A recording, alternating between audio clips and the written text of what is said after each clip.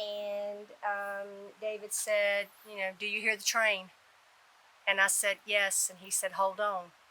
And immediately, could hear the train, and it was making the noise, woo, and the wind was blowing, and things were flying, and the bed was jumping up and down.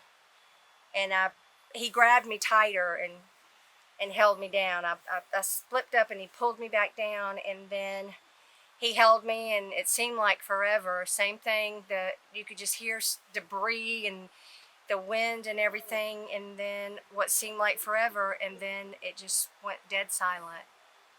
And he said, are you okay? And I said, yes. And he said, we don't have a roof over our head. And I said, we don't have a wall beside me. And he got the flashlight, and we rummaged around and found some clothes. And I was having a breakdown, but very, very upset, and tried to collect my thoughts. And we got the flashlight and got dressed, and about that time is when the second part of the rain came after the storm. And it started pelting down, and he helped me get down the hall and out the back. I just remember seeing the stuff all over the floor and seeing out. I couldn't see the debris, obviously, like you can see it now, because it was dark. And flashlights don't go very far, so I couldn't see a lot. I just knew that, I didn't know that our outbuildings were gone or any of that, but David left with the flashlight.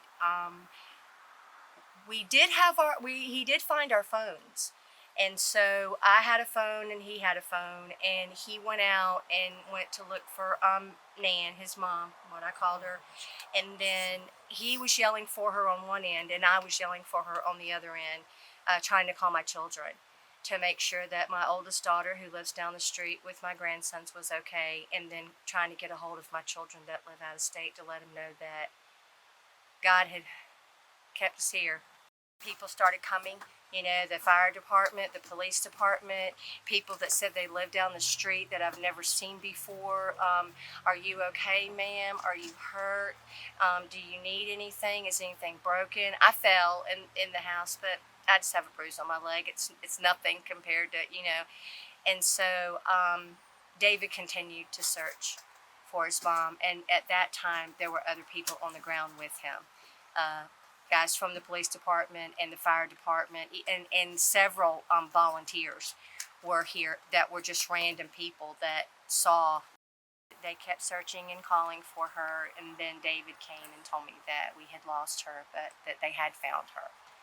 And just pretty much from there was kind of numb, and then, just now trying to take it day by day and try to figure out, I know the most important thing is that we're here, and God left me here for a reason, and him and the other people that survived this.